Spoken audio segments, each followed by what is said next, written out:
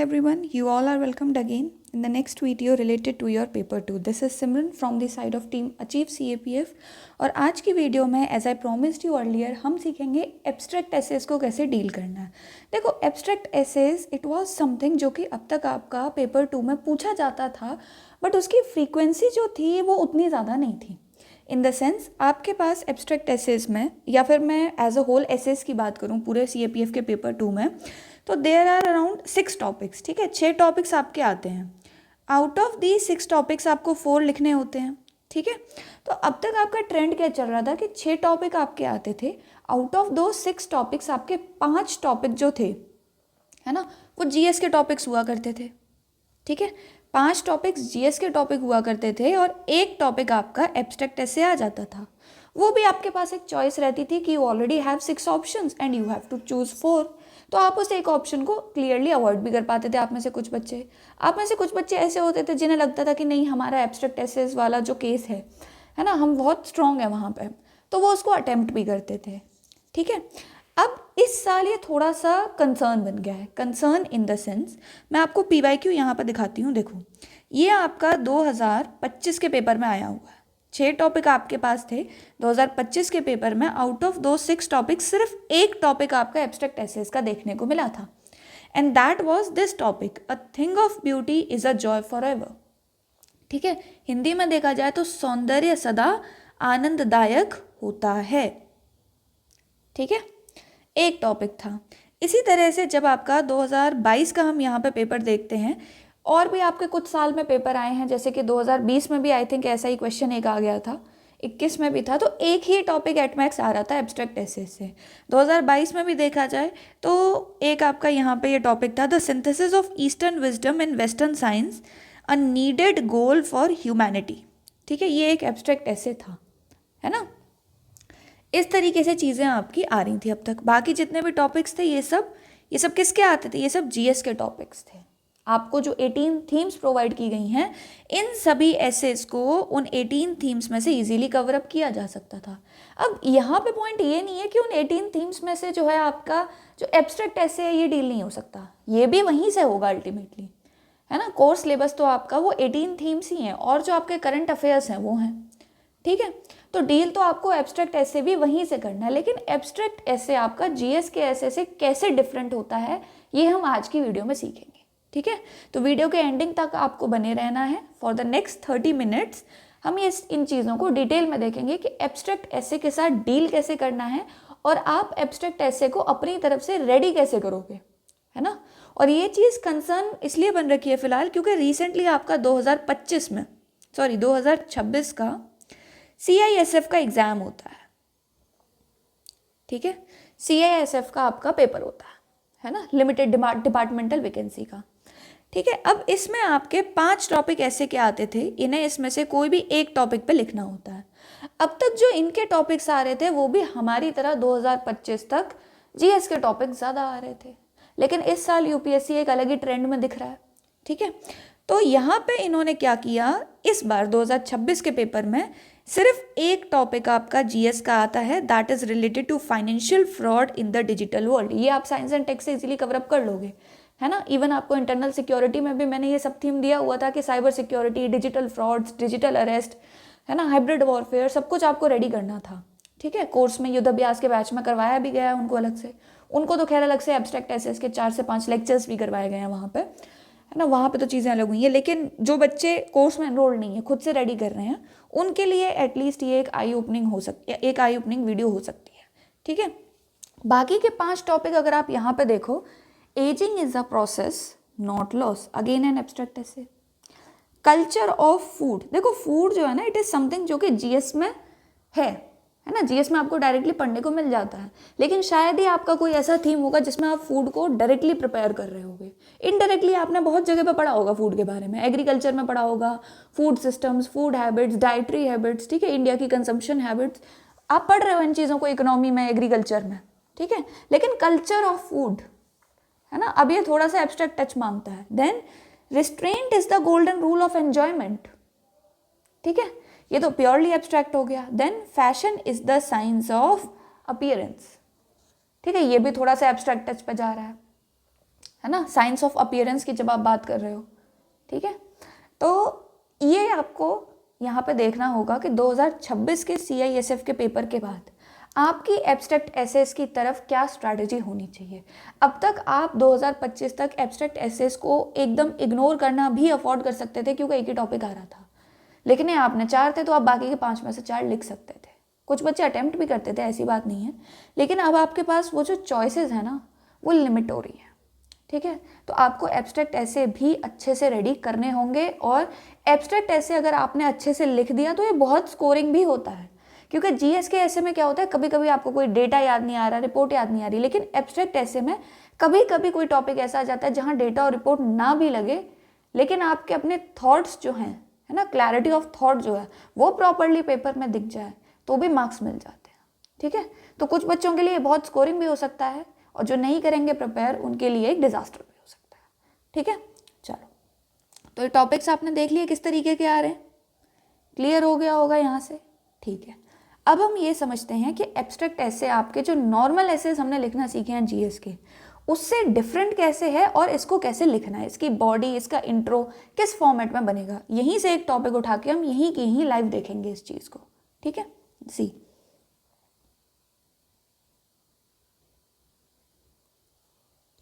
पहला ही टॉपिक आपका हम ले लेते हैं, ageing is a process not loss, ठीक है। टॉपिक को अप्रोच कैसे करना है, इन्होंने यहाँ पे बोला है ageing is a process not a loss. 2 parts में टॉपिक है, एक तरफ वो उसको प्रोसेस कह रहा है, दूसरी तरफ आप उसको वो नॉट लॉस भी कह रहा है, इन एडिशन भी कुछ चीज़ दे रहा है आपको। अदरवाइज सिंपली इतना भी तो वो छोड़ के लिख सकता था ना कि एजिंग इज अ प्रोसेस, और फिर आप उसी पे ऐसे लिखते रहते। उसने नॉट लॉस भी लिख दिया आपको, तो एडिशन में एक हिंट दी है, ठीक है। हिंदी में देखा जाए, उम्र का बढ़ाव एक प्रक्रिया है, कुछ खोना नहीं, ठीक है। देखो, आपने जब इसका इंट्रो लिखना है ना, अब हम इंट्रो समझते हैं एक एक करके, फिर बॉडी देखेंगे, फिर कंक्लूजन देखेंगे।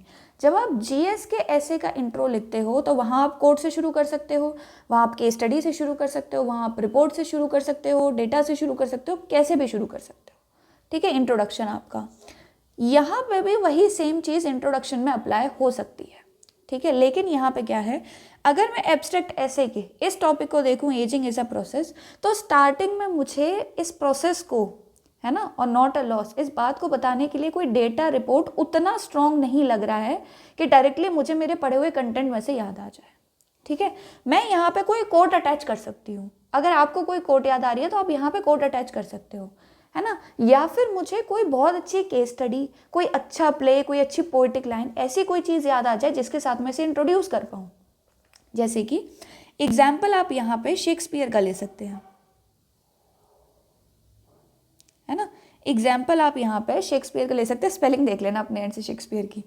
देखो, शेक्सपियर का एग्जाम्पल आप यहाँ पे ले सकते हो, है ना। शेक्सपियर का एक प्ले है, एक ड्रामा है, that is related to 7 stages of life, ठीक है। 7 स्टेजेस ऑफ लाइफ के बारे में आपने कहीं ना कहीं अपनी स्कूल की इंग्लिश की NCERTs में देखा होगा, है ना, कि there are 7 stages of life, सुना होगा कभी ना कभी, ठीक है। तो ये जो 7 स्टेजेस ऑफ लाइफ होती हैं, इसी में जो लास्ट की 2 स्टेजेस आपकी होती हैं, ठीक है, that is that old age, और जिसे वो सेनाइल स्टेज भी कहते हैं, ठीक है, उसको आप पिकअप कर सकते हो, है ना। आप अपने इंट्रोडक्शन में शेक्सपियर के नाम के साथ मेंशन करते हुए बता सकते हो कि उनका एक प्ले है related to the 7 stages of life, जहाँ पे उन्होंने लास्ट की 2 स्टेजेस को भी मेंशन किया हुआ है, ठीक है।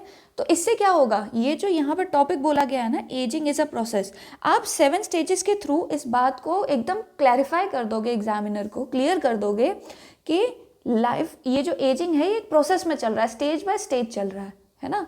आपको अगर सारी स्टेजेस याद नहीं आ रही हैं 7, कोई बात नहीं, है ना, आप लास्ट की 2 स्टेजेस को बता सकते हो जो सेनाइल स्टेज है आपकी, ठीक है। तो इससे क्या होगा, आपका जो टॉपिक है वो प्रॉपरली इंट्रोड्यूस हो जाएगा, आप बता दोगे कि हाँ प्रोसेस है, ठीक है, with a very good example, है ना, ठीक है। एक पॉइंट तो ये हो गया यहाँ पे। दूसरा, कनेक्टिंग लाइन क्या बनेगी, है ना। यहाँ पे इन्होंने लिखा है नॉट लॉस, ठीक है। यहाँ पे लाइन क्यों लिखी गई है नॉट लॉस अलग से, यानी कि सोसाइटी में कुछ ऐसे एलिमेंट्स हैं जो कि एजिंग को लॉस मानते हैं, है ना, तभी एक काउंटर आर्ग्यूमेंट आ रहा है कि नहीं, it is not a loss. तो वो एक कनेक्टिंग लाइन आपकी इंट्रो से बॉडी की तरफ ट्रांजिशन करती हुई बन जाएगी। कैसे बनेगी, यहीं पे आप लिख दोगे एंडिंग में दस ageing is a process and it is not a loss.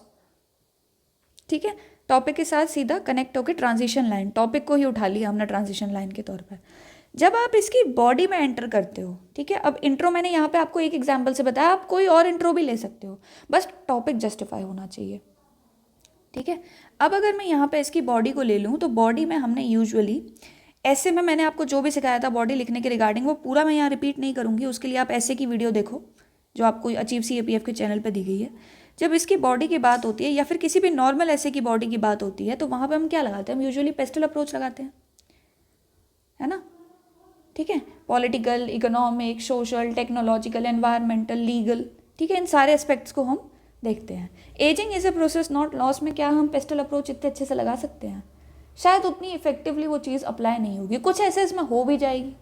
जैसे यहाँ पे fashion is the science of appearance, ये थोड़ा सा GS की तरफ भी जा रहा है, यहाँ हो जाएगी अप्लाई, ठीक है, लेकिन यहाँ पर शायद ना हो। तो अब आपको क्या करना पड़ेगा, इसकी बॉडी कैसे बनेगी? देखो इसकी बॉडी बनेगी कि एजिंग एक प्रोसेस है और लॉस नहीं है। यहाँ पे आप बताओगे कि एजिंग के साथ साथ इस प्रोसेस में ऐसी क्या चीज़ें हैं जिन्हें आप गेन करते हो। ठीक है, जैसे जैसे हम एज होते हैं, जैसे जैसे हमारे एक्सपीरियंसेस बढ़ते हैं, तो what are the things, what are the positives which are there. ठीक है, कोई भी प्रोसेस पॉजिटिव डायरेक्शन में होता है तभी उसको सही प्रोसेस माना जाता है और लॉस नहीं माना जाता है। तो आप सबसे पहले एजिंग के पॉजिटिव्स बताओगे, ठीक है, फिर उन पॉजिटिव्स को सपोर्ट करने के लिए कुछ बहुत अच्छे एग्जाम्पल्स दोगे। ठीक है, कुछ बहुत अच्छे एग्जाम्पल्स दोगे। अब एग्जाम्पल्स की बात जो आ रही है ना, एग्जाम्पल आपके फिलोसॉफिकल नहीं हो सकते हैं, एक्सप्लेनेशन फिलोसॉफिकल चल रहा है, लेकिन एग्जाम्पल इज समथिंग जो कि आपका GS में से उठ के आएगा। कैसे कैसे एग्जाम्पल्स आएंगे GS में से उठ के? आपने ओल्ड एज पॉपुलेशन के बारे में पढ़ा है, ठीक है, आपने बहुत सारे ऐसे एग्जाम्पल्स देखे हैं, बहुत सारे अवॉर्डीज़ देखे होंगे, अपने ब्रह्मास्त्र में आपने पढ़े होंगे जिन्होंने विद एज बहुत ही सिग्निफिकेंट वर्क किए हैं सोसाइटी के लिए। वो एग्जाम्पल्स यहाँ पे अटैच हो सकते हैं। वो एग्जाम्पल्स क्या क्या होंगे अभी हम देखेंगे, ठीक है। फिर एक और जो आपका बनेगा that will be a counter argument का टॉपिक, ठीक है। काउंटर आर्ग्यूमेंट का एक पैराग्राफ बन जाएगा कि नहीं, इन्होंने यहाँ पे लिखा तो है not a loss but there are certain losses, ठीक है, देयर आर सर्टन लॉसेस जो कि आप एज के साथ फेस करते हो, वो नेगेटिव्स आप यहाँ पे बताओगे अच्छे तरीके से। यहाँ तक क्लियर हो गया होगा बॉडी कैसे डिवाइड होगी। अब आ जाते हैं हम इसके solutions, way forward and conclusion की तरफ। देखो कंक्लूजन तुम लोग लिख लोगे, है ना। कंक्लूजन जो तुम्हें एसे में लिखने के लिए बताया गया है GS के एसे में, सेम वे में यहाँ पे आपको कंक्लूजन लिखना है, ठीक है। तो उसको मैं यहाँ पे फिर से रिपीट नहीं करूँगी अब, है ना। लेकिन जब बात आती है इसके वे फॉरवर्ड की, सॉल्यूशंस की, तो वो क्या है ना। अब यहाँ पे एक तो गवर्नमेंट स्कीम आप अटैच कर सकते हो, लेकिन बहुत सारी अटैच नहीं हो पाएंगी। अगर मैं यहाँ पे ageing is a process not a loss की जगह सिंपल ओल्ड एज पॉपुलेशन का टॉपिक आपको GS का दे देती कि आपको उसके ऊपर कुछ लिखना है, आप फटाफट से बहुत सारी गवर्नमेंट स्कीम्स लगा देते हैं, है ना, ठीक है। तो एक काम करना, उन्हीं गवर्नमेंट स्कीम्स में से एक दो उठानी है बस एब्स्ट्रैक्ट ऐसे के लिए, ठीक है, जो कि एजिंग के प्रोसेस को पॉजिटिव डायरेक्शन में लेके जा रही हो और इस लॉस को, ये जो नेगेटिव पोर्शन है ना, इसके लिए आप कोई सॉल्यूशन दे पाओ, ठीक है।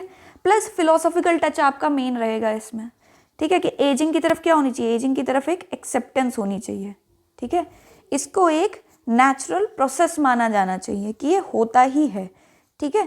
प्लस जो नेगेटिव्स हो रहे हैं, जैसे एजिंग के साथ साथ आपकी फिजिकल एफिशिएंसीज डाउन होती है, आपकी कोग्निटिव एबिलिटी डाउन होने लगती है, तो उसमें आप थ्रू आउट द लाइफ इस पूरे प्रोसेस में ऐसा क्या कर सकते हैं जिसके थ्रू आपकी कोग्निटिव एबिलिटी वो जितनी डाउन होनी थी विद एज उतनी ना हो।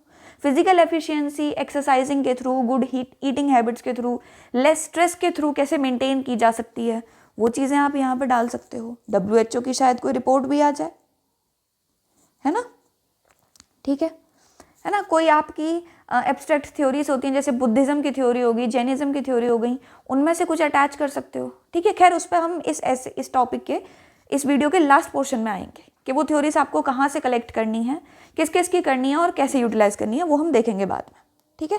इतना क्लियर हो गया। एक और चीज़, जब इस टॉपिक को आप इंटरप्रेट कर रहे हो या फिर किसी भी एब्स्ट्रैक्ट ऐसे के टॉपिक को इंटरप्रेट कर रहे हो, तो ये सही डायरेक्शन में इंटरप्रेट होना बहुत ज़रूरी है। अब ageing is a process not a loss, मैंने तो इसको सीधा कनेक्ट किया है ह्यूमन बॉडी और ह्यूमन लाइफ के साथ, और ये चीज़ मैंने इंट्रोडक्शन में क्लियरली बता दी है एग्जामिनर को 7 स्टेजेस ऑफ लाइफ के थ्रू, ठीक है, मैंने एकदम क्लियर कर दिया कि मैं यहाँ एजिंग का मतलब सीधा ह्यूमन बॉडी और ह्यूमन लाइफ के साथ कनेक्ट कर रही हूँ। आप चाहो तो इसको कंट्री के साथ भी कर सकते हो, है ना, चाहो तो इसको अर्थ एज अ होल के साथ भी कर सकते हो। दैट डिपेंड्स ऑन यू कि आपके पास कंटेंट आ कहाँ से रहा है। लेकिन मेरे हिसाब से ह्यूमन बीइंग की लाइफ के साथ कनेक्ट करना सबसे ज़्यादा आसान रहेगा आपके लिए 3 पेजेस में फिर पूरे ऐसे को वाइंड अप करने के लिए। ठीक है, इतना क्लियर हो गया, फाइन। अब हम पॉइंट्स देख लेते हैं, है ना। इंट्रो तो हमने देख लिया। पॉजिटिव्स क्या क्या होते हैं आपके एजिंग के, ठीक है, किस टाइप के पॉइंट्स आप लिखोगे। देखो, जैसे जैसे इंसान एज होता है ना, ठीक है, जैसे जैसे इंसान एज होता है उसकी क्या होती है, इमोशनल बैलेंस जो है उसमें डेवलप हो जाता है। ठीक है, इमोशनल रेगुलेशन रहता है एक तो, है ना।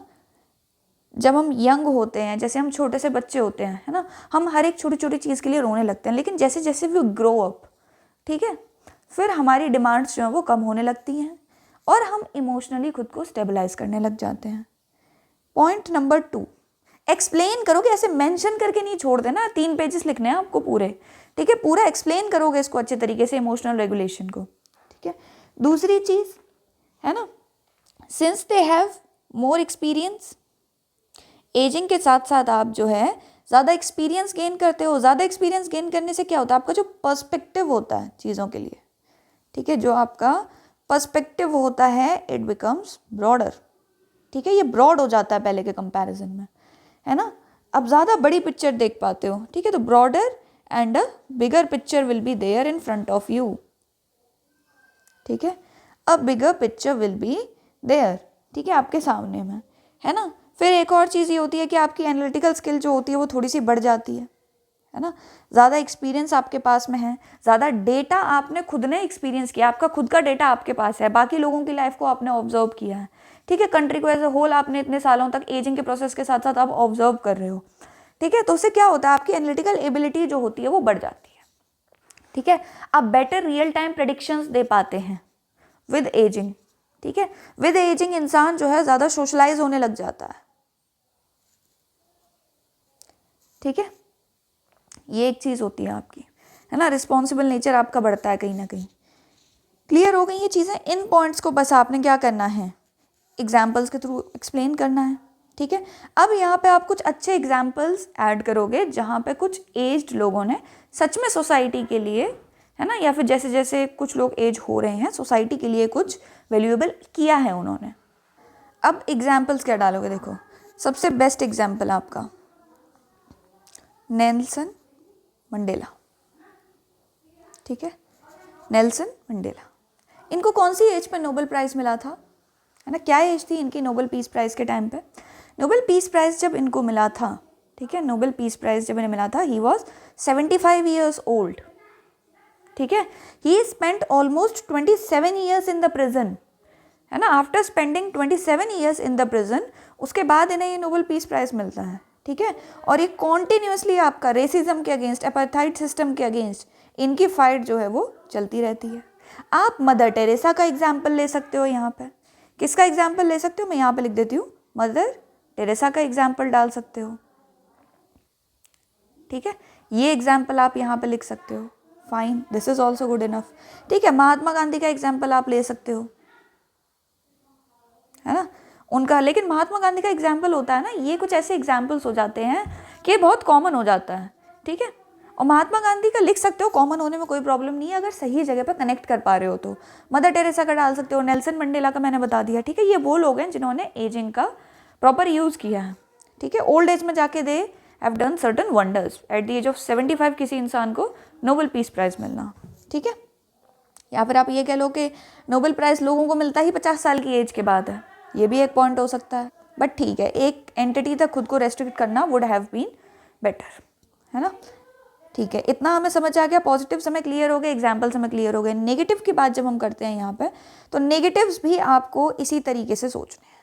ठीक है, मैं ये मान के चल रही हूँ कि नेगेटिव्स जो होते हैं इसके, वो आप अपने एंड से डील कर लोगे, खुद से कर लोगे। ठीक है ना, नेगेटिव्स जो हैं आपके वो खुद से डील कर लोगे। सिंस क्योंकि अब मैं यहाँ पे पूरा एक्सप्लेन करने लगूंगी तो this video will drag up to 1 hour और 1.5 आवर, क्योंकि कोर्स में वो उतनी ही लंबी गई है पूरा एक्सप्लेनेशन देते देते, उनको लिख के सिखाना भी पड़ा है ना। आपको क्विकली थोड़ा जल्दी जल्दी बतानी है ये चीज़ें।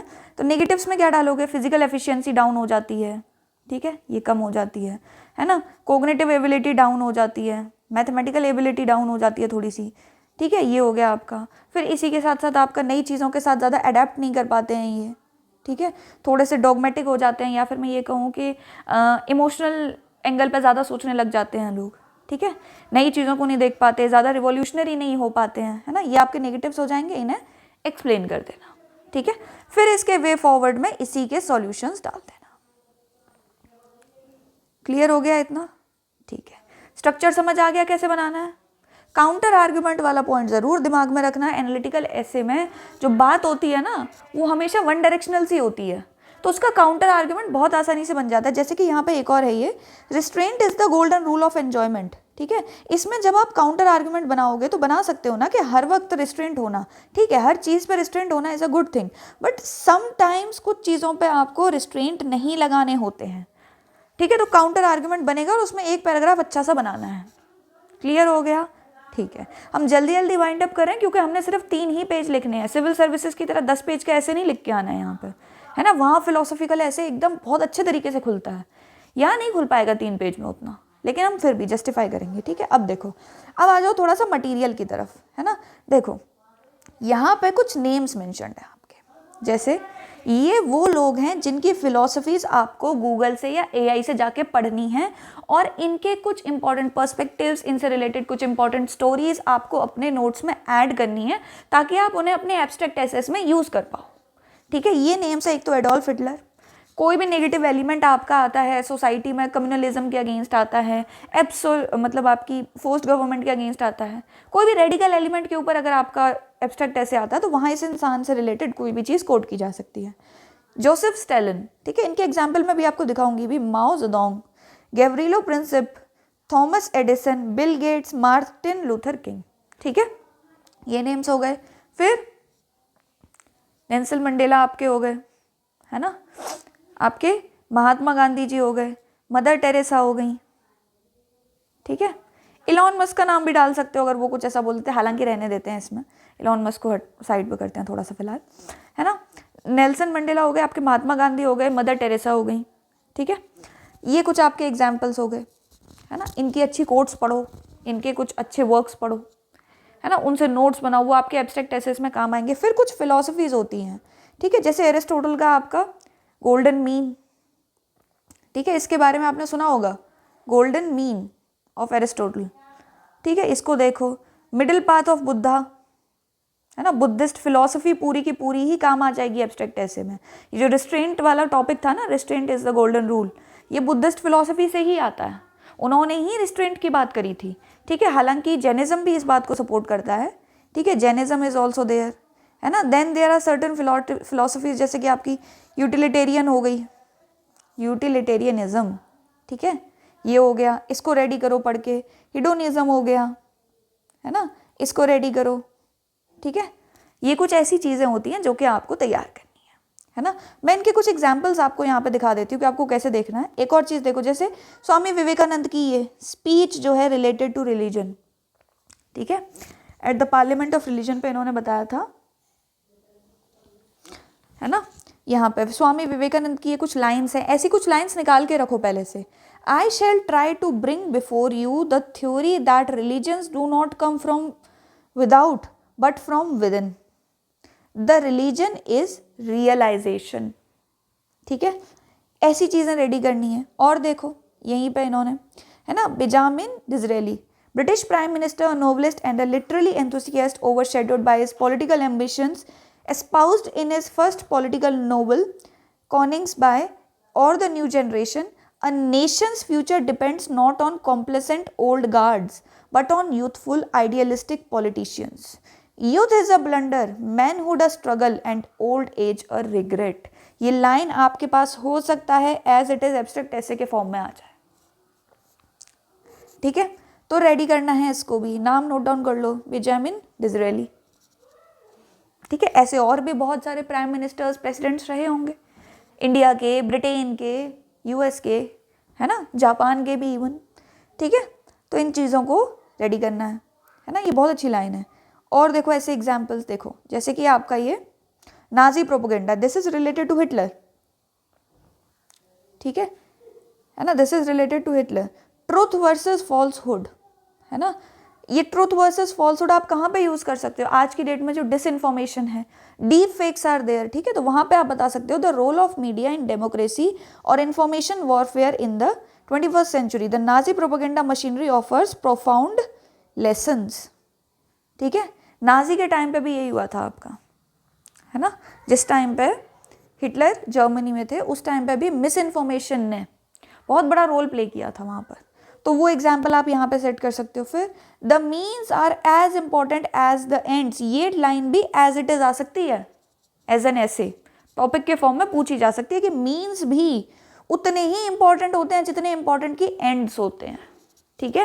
किसने कही ये लाइन, और conscience is the highest court, Stalin serves as the ultimate critic of radical utilitarianism, ठीक है, ये स्टालिनिज्म से रिलेटेड आ गया, है ना। और ये चीज एज इट इज पूछी जा सकती है एग्जाम में कि आपके मीन्स भी उतने ही क्लियर होने चाहिए, उतने ही एथिकल होने चाहिए जितने कि आपके एंड्स हैं। ऐसा नहीं है कि आपका मतलब जो एंड है वो जस्टिफाइड है तो उसके लिए आप कोई भी रास्ता अपनाओगे, नहीं, है ना। इसको रेडी करो। देन ट्रोफिम लाइसेनको ही है, अ सोवियत एग्रेरियन, ठीक है, इनका भी आप एक एग्जाम्पल दे सकते हो। किस चीज़ से related, rejected Mendelian genetics, Mendelian genetics आपने पढ़ा होगा ना, आपने बायो में पढ़े होंगे कि ट्री एक टॉल होता है, एक स्मॉल ट्री होता है, इस तरीके से उन्होंने जेनेटिक्स के कॉम्बिनेशंस बनाए थे, पढ़े होंगे आपने, है ना। फर्स्ट जनरेशन बनती थी, फिर सेकंड प्रोजेनी बनती थी। Rejected Mendelian genetics in favour of pseudo scientific ideas that aligned better with Marxist Leninist ideology, ठीक है। इन्होंने क्या किया, इन्होंने साइंस को ठुकराया, साइंटिफिक आइडियाज को ठुकराया, ठीक है, और मार्क्सिज्म लेनिनिज्म के साथ अलाइन हो गए। क्या हो गया फिर, on human malleability Stalin backed Lysenko leading to a state enforced ban on mainstream genetic research को बंद कर दिया, and the imprisonment of dissident scientists, ठीक है, and catastrophic agricultural failures were there, ठीक है। तो साइंटिफिक रिसर्च कितनी इंपॉर्टेंट है वो यहाँ से पता चलता है ना।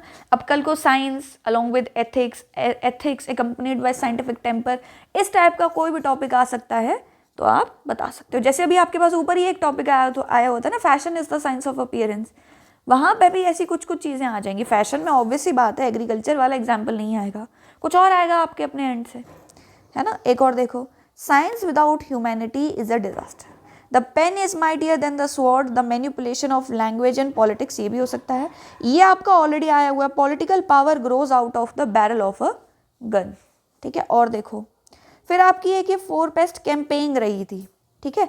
ऐसी चीज़ें आपको निकालनी है AI से, गूगल से, है ना, मैंने आपको बता दिया है कहाँ कहाँ जाना है।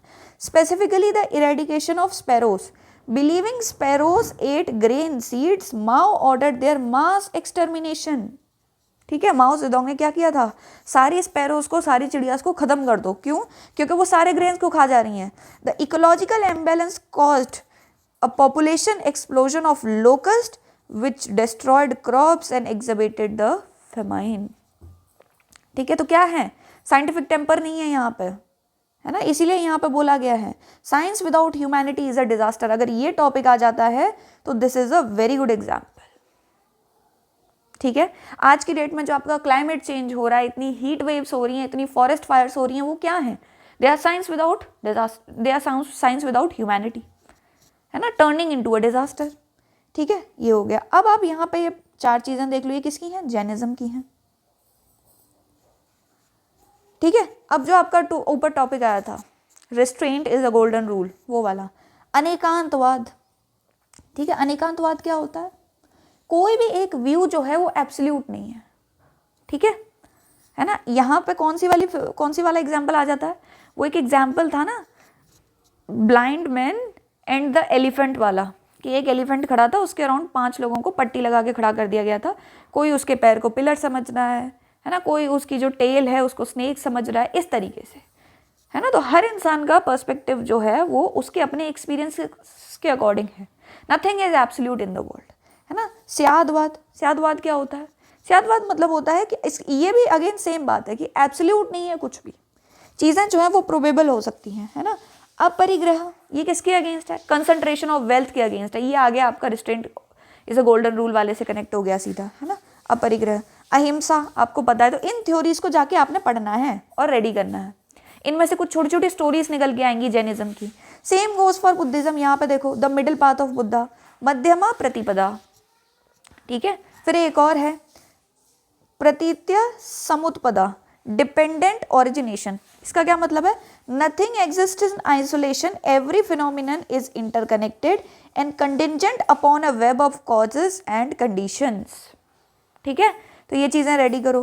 फिर आपके 4 नोबल ट्रूथ होते हैं, है ना, बुद्धा फिलोसफी में। Dukkha, the existence of suffering and crisis, samudaya, the cause of suffering, nirodha, the cessation of suffering is possible, magga, the path leading to cessation, ठीक है। तो दुखा, समुदया, निरोध और मग्गा, ठीक है।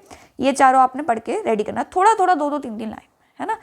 इन फिलोसफीज को आपको देखना है, ठीक है। इस तरीके से 4 पेज 5 पेज 5-6 पेज का ऐसा कुछ मटेरियल अपना रेडी करो अपने एंड से, इन्हीं चीज़ों पे फोकस करते हुए। यहाँ भी मैंने आपको कुछ एग्जाम्पल्स बता दिए हैं, ठीक है। और आपको कहीं और से थोड़े बहुत बेहतर मिल जाएं कहीं पे भी, जैसे today war is considered as a way to acquire peace, but true religion never induces a war for peace, there is no way to peace, peace is the only way, ठीक है। ईरान का war चल रखा है Israel के साथ, है ना, ज्यूज अगेंस्ट मुस्लिम्स, इस तरीके से वॉर्स चले हैं, ठीक है। तो ये जो चीज़ें आपकी ये एब्स्ट्रैक्ट एसेस में काम आती हैं डायरेक्टली, है ना।